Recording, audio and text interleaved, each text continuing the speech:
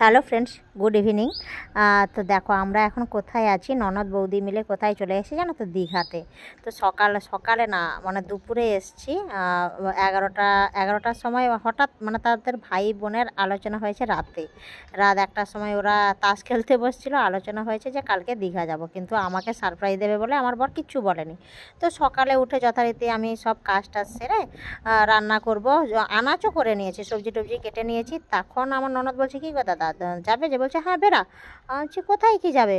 তখন ননদ বলছে আরে 11টা বেজে গেল এখন। বলছে হ্যাঁ আমরা তো গিয়ে তো সোজা স্নান করতে নেমে যাবো, 11টা বাজলে তো কি হয়েছে। তো তখন মানে সেই সুতির শাড়ি পরে তখনই গাড়ি বুক করা হলো। সেই সুতির শাড়ি পরে তেমনি ননদ, আমি মানে ননদের ফ্যামিলি আর আমার ফ্যামিলি আর একজন দেওয়ার ছিল। তো আমরা মিলে বেরিয়ে পড়লাম দীঘাতে। এসে প্রথম একটা রেস্টুরেন্টে খাওয়া দাওয়া করে তারপরে যে জলে পড়েছিলাম কতক্ষণ, মানে সেটা বলার নয়। 2-2.5 ঘন্টা মানে 2-2.5 ঘন্টা ধরে এত আনন্দ করেছি বলার নয়। তারপরে একটা মানে আমার ননদের ভাগনা ছিল, ও একটা হোটেলে করে, তো সেখানে রুম পেয়েছিলাম বলে সুন্দর করে শাড়িও পরে নিয়েছি দুজন। তো ওটা আমি যে শাড়িটা পরেছি আমার ননদেরই শাড়ি। তো ও আমার যে জুয়েলারিগুলো ওরগুলোই ওই ব্যাগে নিয়ে এসেছিলো, আমি কিচ্ছু নিয়ে আসিনি। তো ওই নিয়ে এসেছিলো। তো ওখানে ওইগুলো চেঞ্জ করে তারপর রাতে আমরা ঘুরতে বেরিয়েছি। আর পরের দিন ছিল অমাবস্যা, তাই সমুদ্রের জল কি উত্তাল মানে বলার নয়। এরকম দেখার সুযোগও হয় না, খুব ভালো লাগলো। আর এই যে দেখো দোকানগুলো ঘুরে ঘুরে দেখছি যে কি কি দোকান বসছে। তো আমি নিয়েছি 2টো ফুলদানি, একটা ওই যে লবণের কৌটোগুলো হয় না, মানে চিনেমাটির যে এগুলো হয়, তো ওগুলো একটা নিয়েছি, পরে কখনো সময় করে দেখাবো। তো ওগুলো এখন মানে প্যাকিং করে তো গুজরাট নিয়ে চলে এসেছি, ভিডিওটা তো পরে দিচ্ছি। মানে ঢেউটা জলের এটা এমন আসছে, পুরো পুরো রাস্তা অবধি জল আসছে, আর পুরো চোখ মুখ পুরো চিটচিট করছে একেবারে, মানে লবণ জল তো কেমন যেন চিটচিটো হয়ে গেছে, মানে ভালোই লাগছে না রাতে তখন। আর গরম তো আছেই। তো দেখো সমুদ্রের ঢেউয়ের আওয়াজটা কেমন শোনো।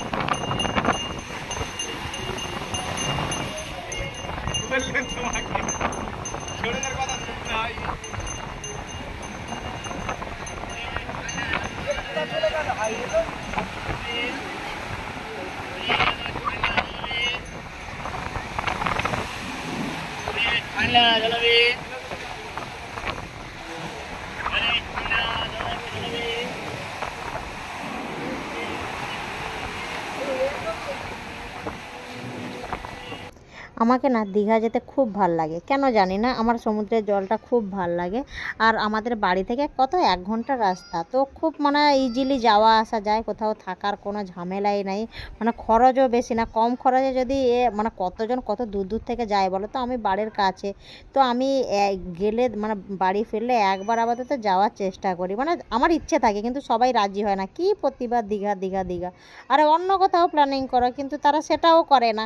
তো বাধ্য হয়ে আমার দীঘাটাই আমার কাছে বেস্ট মনে হয়। এই যে দেখো কেমন লাগছে আমাকে জানিও। কানেরটাও বোনের, আর গলারটাও বোনের, শাড়িও বোনের, সব মানে ওরগুলোই সব পরে আমি বেরিয়েছি। ব্যাগে করে নিয়ে এসেছিল, বলছে বৌদি এটা পরো তো খুব ভাল লাগবে। আমি বলছি ঠিক আছে।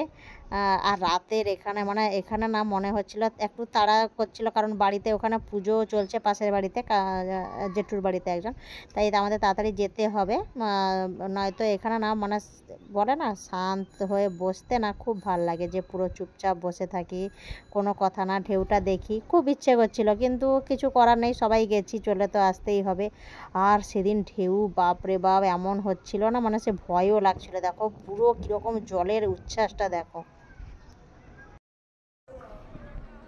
আমাকে সবাই আরও ইয়ার্কি করে কি বলে জানো তো, বলছে তোকে তো তুই দীঘার কাছে একটা বাড়ি করে নেওয়া হচ্ছে, তাহলে আমার দিদি বেশি এটা বলে যে তাহলে তুই বাড়ি বানিয়ে দে, আমার কোনো অসুবিধা নেই, আমার দীঘা আমার মানে খুব ভালো লাগে, তুই ওখানে বাড়ি বানিয়ে দে, আমি থেকে যাব। দেখো সমুদ্রটা খালি রাতে দেখো, মানে এরকম সত্যি দেখিনি। কেউ যদি একবার পড়ে আর তো বাঁচার চান্স তো একদমই নাই, মানে পুরো একেবারে যাকে বলে পুরো উত্তাল হয়ে গেছে।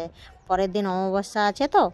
আর আমরা যেদিন গেছিলাম ভালো এতে গেছিলাম, মানে যখন স্নান করতে যাই জোয়ারের জল তখনও আসেনি, পরপর পুরো জোয়ারের জল চলে এসছে। আর সেদিন যে ঢেউগুলো